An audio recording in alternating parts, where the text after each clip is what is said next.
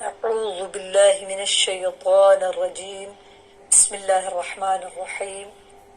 رب اشرح لي صدري ويسر لي أمري واحلل عقدة من لساني يفقه قولي. تمام سامعین و ناظرین کی خدمت میں السلام علیکم. تجوید القرآن کے سبق نمبر 3 کے ساتھ النور چینل سے آپ کی خدمت میں حاضر ہوں. اس سے پہلے ہمارا ٹاپک مخارج کا چل رہا ہے، جس میں ہم نے 6 مخرج پڑھ لیے. اب آج ہم انشاءاللہ 7ویں مخرج کو پڑھیں گے. مخرج نمبر 7 حروف شجریہ کا مخرج ہے. اس میں 3 حروف ہیں، جیم، شین اور یا. یہ 3 حروف تالو کے درمیان کا حصہ اور زبان کے درمیان کا حصہ جب آپس میں ملایا جائے، دبا کر اس کو ملائیں گے جب تالو اور زبان کے درمیان کے حصے کو، تو یہاں سے یہ 3 حروف نکلیں گے. یعنی 3 حروف ادا ہوتے ہیں، جیم، شین اور یا.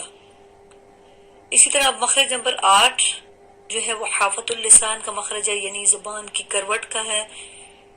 زبان کا وہ حصہ جو داڑوں کے سامنے ہے، وہاں سے زبان کی کروٹ ہوگی، اور وہ ضواحک سے نواجز تک کی جو دائیں یا بائیں طرف کی 5 داڑیں ہیں، یعنی 3 قواحن، ایک نواجز میں سے اور ایک ضواحک میں سے جو داڑ ہے، یہ 5 داڑیں جو ایک طرف کی دائیں یا 5 دائیں طرف ہیں اور 5 بائیں طرف ہیں. کسی بھی ایک سائڈ پہ جب زبان کی کروٹ یعنی زبان کو فولڈ کر کے داڑوں کی جڑ میں لگائیں گے تو یہاں سے حرف ضاد ادا ہوگا. اور یہ پر حروف میں سے یعنی موٹے حروف میں سے بھی ہے. حروف جو کہ حروف مستعلیہ ان کے نام سے ہیں، جو تعداد میں 7 ہیں، ان میں سے ضاد بھی انہی میں سے ہے. اس کو موٹا کر کے پڑھا جاتا ہے، جس کی وجہ سے آواز اس کی منہ بھر کر اس کو بولا جائے گا. اور اس کا طریقہ، موٹا کرنے کا طریقہ جو ہے وہ یہ ہے کہ تالو کو اوپر کی طرف کھینچ لینا ہے اور زبان کو نیچے کی طرف گڑا بنا کے اور اس کو ادا کریں گے تو یہ موٹی اور بھاری آواز میں ادا ہوگا. کچھ اس طرح سے میں ادا کر کے بتاتی ہوں. واد.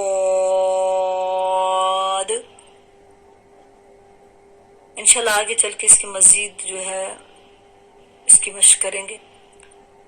مخرج نمبر 9 جو ہے طرف اللسان یا زبان کے کنارے والا مخرج ہے. مخرج نمبر 9، 10 اور 11 جو ہے یہ زبان کے کنارے سے ادا ہونے والے حروف ہیں. ان میں لام، نون اور را. مخرج نمبر 9 میں لام، حرف لام ادا ہوگا مخرج نمبر 9 سے. یعنی اس کا مخرج کچھ اس طرح سے ہوگا، یعنی اس کی جو ادا کرنے کی جگہ ہے، جو اس کے نکلنے کی جگہ ہے، وہ زبان کا کنارہ اور کروٹ ہے. اور یہ کروٹ جو ہوگی زبان کے اگلے حصے سے کروٹ ہوگی. جب لام کے لیے زبان کے اگلے حصے سے کروٹ جو ہوگی وہ لگے گی ثنایا، رباعی، انیاب اور ضواحک کی جڑوں سے. ثنایا یعنی اوپر کے 2 جو دانت ہیں وہ ثنایا علیا جو کہلاتے ہیں، ان میں سے ایک دانت، کیونکہ یہ بھی دائیں یا بائیں طرف سے ادا ہوگا، تو ایک دانت ثنایا میں سے، ثنایا کے دائیں بائیں رباعی ہیں تو ایک رباعی، اور اسی طرح رباعی کے دائیں بائیں انیاب دانت ہیں، ان میں سے بھی ایک دانت انیاب کا، اور ضواحک بھی اسی طرح انیاب کے دائیں اور بائیں ضواحک داڑیں ہیں، ان میں سے بھی ایک داڑ ہوگی، کیونکہ پھر 3 دانت ایک طرف کے اور ایک داڑ، اور دوسری طرف سے بھی 3 دانت اور ایک داڑ. تو دائیں یا بائیں طرف سے کسی بھی ایک طرف جب زبان کا کنارہ اور کروٹ اس کی جڑ میں لگے گی تو یہاں سے لام ادا ہوگا، یعنی زبان کو ایک طرف کر کے بولنا پڑے گا. اچھا، مخرج نمبر 10 جو ہے وہ بھی طرف اللسان یعنی زبان کے کنارے سے ادا ہونے والا ہے. تو اس میں نون، حرف نون ہے. نون جو ہے وہ زبان کا کنارہ جب 6 کے 6 جو اوپر کے دانت ہیں، یعنی 2 ثنایا، 2 رباعی اور 2 انیاب، یعنی رباعی کے دائیں بائیں ثنایا کے دائیں بائیں دو رباعی ہیں، اسی طرح رباعی کے دائیں اور بائیں میں دو انیاب دانت ہیں۔ 6 سامنے کے پورے دانت کے جڑ میں جب زبان کا کنارہ لگے گا تو یہاں سے حرف نون ادا ہوگا۔ مخرج نمبر 11 بھی اسی طرح زبان کے کنارے ہی سے ہے۔ اس میں فرق یہ ہے کہ جب زبان کا کنارہ اور ساتھ میں اس کی پشت تھوڑی سی، یعنی زبان کی پچھلا حصہ، زبان کی کنارے کے ساتھ ساتھ زبان کے پچھلا حصہ بھی تھوڑا سا انہی 6 کے 6 دانتوں کی جڑ میں، یعنی اوپر کے 6 دانت جو کہ ثنایا، رباعی اور انیاب ہیں، ان کی جڑ میں جب زبان کا کنارہ لگے گا تو یہاں سے حرف را ادا ہوگا۔ اب مخرج نمبر 12 میں آ جاتے ہیں۔ مخرج نمبر 12 جو ہے وہ اس میں 3 حروف ہیں جو کہ ایک ہی جگہ سے نکلنے والے ہیں، صرف ان میں فرق یہ ہے کہ ایک حرف ان میں جو کہ موٹے حروف میں سے ہے، صفت کے لحاظ سے اس کا فرق ہوگا کہ اس کو موٹا پڑھا جائے گا، اور 2 جو دوسرے ہیں ان کو باریک پڑھا جائے گا۔ اب دیکھتے ہیں کہ کون سے وہ حروف ہیں جو مخرج نمبر 12 کے ہیں۔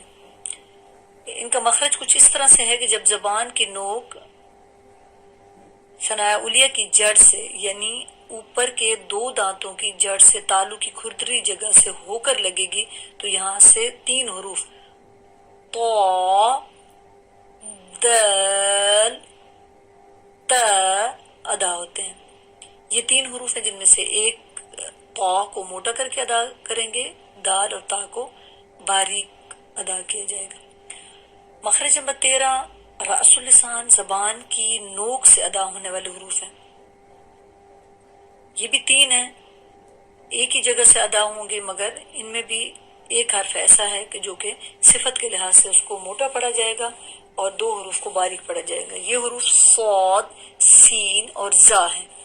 ان کا مخرج کچھ اس طرح سے ہے، یعنی ان کے نکلنے کی جو جگہ ہے 3 حروف کی، وہ اس طرح ہے کہ جب زبان کی نوک ثنایا علیہ اور ثنایا سفلی کے اندرونی کنارے سے لگے گی، یعنی اس میں اتنا واضح نہیں ہے، میں مزید اس کو وضاحت کرتی ہوں کہ یعنی جب آپ اوپر کے دانت اور نیچے کے دانتوں کو آپس میں ملا دیں گی تو زبان کا جو نوک ہے وہ اندرونی کنارے سے لگ رہی ہوگی۔ اوپر نیچے کے دانتوں کو ملا کر 3 حروف کو ادا کیا جائے گا، جس میں سے صاد کو موٹا کر کے ادا کریں گے، سین اور زا کو باریک ادا کریں گے۔ میں ادا کر کے آپ کو بتاتی ہوں۔ صاد، سین، زا، یہ 3 حرف تھے مخرج نمبر 13 کے۔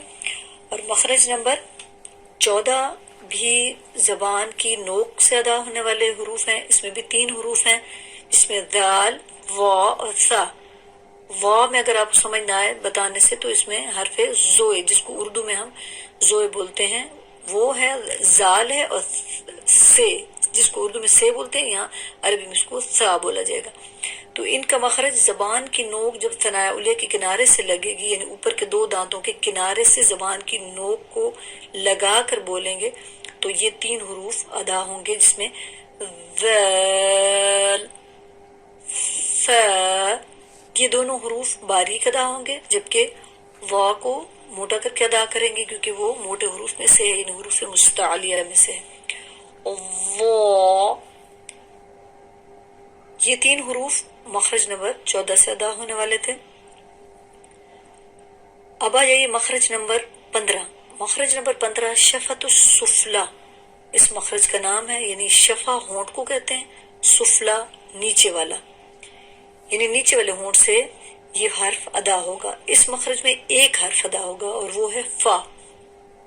فا کو جب ثنایا علیہ کا کنارہ، یعنی اب جو دانتوں کا کنارہ ہے، ابھی تک ہم نے زبان کے کنارے کی بات کی، زبان کے کنارے سے ادا ہونے والے حروف تھے، زبان کی نوک سے ادا ہونے والے تھے، زبان کے درمیان کے حصے سے، زبان کی جڑ سے، یہ سارے زبان کی اس میں تھے، زبان کے کنارے اور اس کی جڑ، اس کے نوک سے۔ مگر یہاں جو مخرج نمبر 15 ہے، اس میں ثنایا علیہ کا کنارہ، یعنی اوپر کے 2 دانتوں کا کنارہ جب نیچے والے ہونٹ کے اندر والا حصہ جو کہ تری والا حصہ ہے، جو گیلا حصہ ہے، اس حصے جب لگے گا تو یہاں سے حرف فا ادا ہوتا ہے۔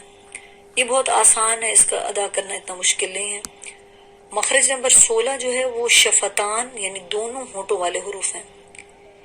یہ بھی 3 حروف ہیں جو تھوڑے تھوڑے فرق کے ساتھ دونوں ہونٹوں سے ہی ادا ہوں گے، با، میم اور واو۔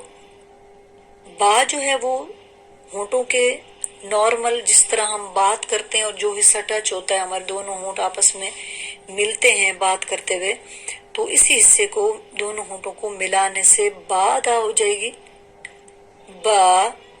اور میم کو تھوڑا سا دبا کر، ہونٹوں کو تھوڑا سا دبا کر، یعنی خشکی والا حصہ آپس میں جب ملے گا تو یہاں سے میم کو ادا کریں گے، اور اسی طرح واو کو ہونٹوں کو گول کرتے ہوئے آگے کی طرف بڑھا کر واو کو ادا کریں گے۔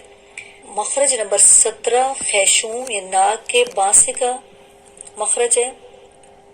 ناک کا بانسا یعنی جہاں سے آواز نکلے گی اور وہ آواز ہی مخرج ہے۔ 17واں مخرج جو ہے وہ ناک میں سے آنے والی آواز کا مخرج ہے۔ اس آواز کا نام غنہ ہے، اور یہاں سے جو حروف ہیں، حروف غنہ جو ہیں وہ نون اور میم ہیں۔ لیکن نون اور میم، یاد رہے کہ نون اور میم کا مخرج ہم بتا چکی ہوں، میں آپ کو بتا چکی ہوں، مگر یہ نون اور میم جب ساکن حالت میں ہوگا، نون اور میم دونوں ساکن حالت میں ہوں گے یا پھر مشدد حالت میں ہوں گے تو یہ حروف غنہ کہلائیں گے۔ حروف غنہ 2 ہی ہیں، یعنی نون مشدد اور نون ساکن، میم مشدد اور میم ساکن، یہ 2 حروف غنہ کے حروف کہلائیں گے۔ یہاں تک ہمارا سبق اختتام کو پہنچا۔ انشاءاللہ کہ آپ کے لیے یہ تمام مخارج کی وضاحت ہو گئی ہوگی اور اچھی طرح سے آپ کو یہ سبق سمجھ میں آ گیا ہوگا۔ پروردگار سے یہ دعا ہے کہ اللہ تعالی ہمیں قرآن پاک کو درست طریقے سے پڑھنے، اس کو سمجھنے اور اس پر عمل کرنے کی توفیق عطا فرمائے۔ والسلام علیکم ورحمۃ اللہ۔